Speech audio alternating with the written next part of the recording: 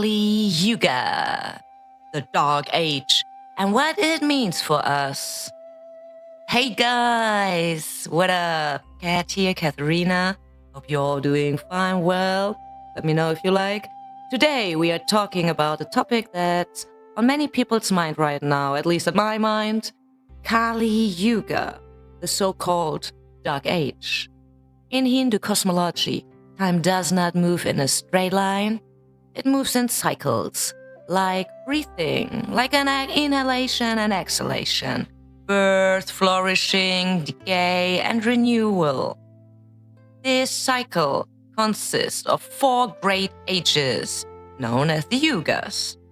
First comes Satya Yuga, some people call it the Golden Age, then Treta Yuga, then Dwapara Yuga, and finally Kali Yuga. Kali Yuga is the 4th and final age of a complete cycle. It is considered the darkest age, an age of decline, conflicts, greed, and spiritual degeneration. According to classical texts such as the Mahabharata, the Puranas, and later commentaries, Kali Yuga began with the death of Krishna, or when Krishna left, let's say it like that. Traditionally, this is dated around, if we look for the Gregorian timeline, 3102 BC.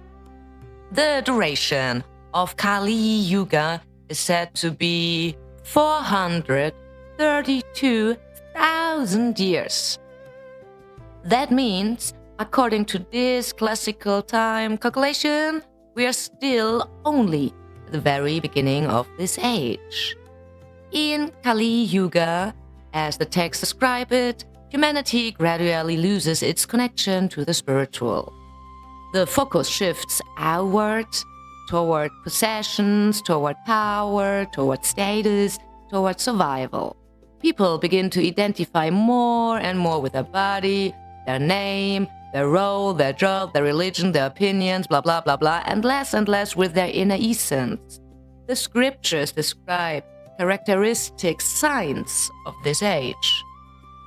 Greed increases, conflict becomes normal, truth becomes relative, appearance replaces substance, hypocrisy becomes acceptable, knowledge becomes shallow, relationships are a kind of transaction stuff without love. At the same time, inner stress grows, restlessness shows up, anxiety, a sense of emptiness, even in the midst of material abundance. What's interesting is that Kali Yuga is not described simply as an evil time. Above all, it is described as a time of contraction. The lowest level of consciousness, spiritual energy, is at its most condensed. Some texts even describe this cosmically as a phase in which the universe itself is at its densest. Matter dominates. Supply reception becomes difficult. Rational thinking, logic, and analysis take center stage. Intuition, connection, and inner wisdom move into the background. And this is exactly where many people today ask the question, are we right now living in Kali Yuga? Could that be? Many see clear parallels, such as technological progress alongside inner loss, global connectivity alongside emotional isolation, an overload of information alongside a lack of meaning. Others suggest that we may be in a transitional phase instead. Some modern interpretations, such as those of Sri Yukteswar, propose a different movement of the Yuga cycle. According to this view, we may have already passed the darkest point of Kali Yuga and could now be slowly moving upward again. The classical texts themselves leave room for interpretation, because it's not written which calendar they use, the Gregorian, Chinese, blah blah blah. I mean, in 1 year we have minimum 7 New Year's Eve. Think about that. So the whole calculation is a mess up. They describe patterns. That is more important. No calendar dates with exact timestamps. What stands out, though, it is the darker the age is described, the simpler spiritual paths are said to become. For example, in Satya Yuga, liberation required decades of intense asceticism. In Treta Yuga, there were complex rituals. In Dwapara Yuga, elaborate temple practices. And in Kali Yuga, sincere yoga, meditation, mantra, or selfless action are already considered powerful paths to liberation. It's like darkness makes the light more visible. A central theme of Kali Yuga is the hope of renewal. At the end of this age, Kalki is said to appear, the final incarnation of Vishnu or Krishna. Kalki is not described as a gentle teacher, not at all, but as a purifying force, one who ends deception, restores truth, and resets the cycle. After the end of Kali Yuga, a new Satya Yuga begins, a new golden age.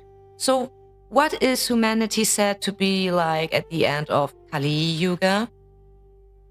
The texts describe a world in which moral values have nearly vanished. Truth becomes rare, might makes right, relationships are based on, let's say, utility. The body is worshipped, while consciousness is forgotten. Internally, people are restless, disconnected from themselves, disconnected from one another, disconnected from the nature and the cosmos. Externally, this shows up as environmental destruction, social tension, spiritual confusion, and identity crisis. I think it describes really good nowadays, and I think it's not even the deepest fall right now. We are really at the beginning, but it's only my point of view. And yet, many texts also say this. It is precisely in this phase that the strongest souls emerge, because awakening in darkness carries a special depth. Another interesting question is, how many times has Kali Yuga already occurred? The yugas repeat in vast cosmic cycles. Some claim around 16 times, but we have no really proof about it. One full cycle of 4 yugas is called a Maha Yuga, and there are countless of these. It's kind of multiverse. Some traditions say that certain patterns repeat. Others emphasize that each Kali Yuga is unique, because consciousness itself is not static. Technology, culture, and forms of expression change. The core themes remain similar: separation, contraction, forgetting. But the way they manifest evolves. Perhaps Kali Yuga is less a punishment, a more kind of gym, training ground, you know what I mean? A place where consciousness learns to recognize itself in chaos, not through outer perfection, but through inner clarity. Yoga, meditation, mindfulness, compassion are not an escape from this age. Maybe they are just tools. Not to leave this world, but to remain awake within. And for those who want to leave and free up their Shiva, of course also to leave. And perhaps that is the deepest message of Kali Yuga. Who knows that awakening does not happen despite the darkness, but maybe through it. What are your thoughts on that topic? Feel free to let me know. I'm really interested to hear that. And thanks for listening today. See you around.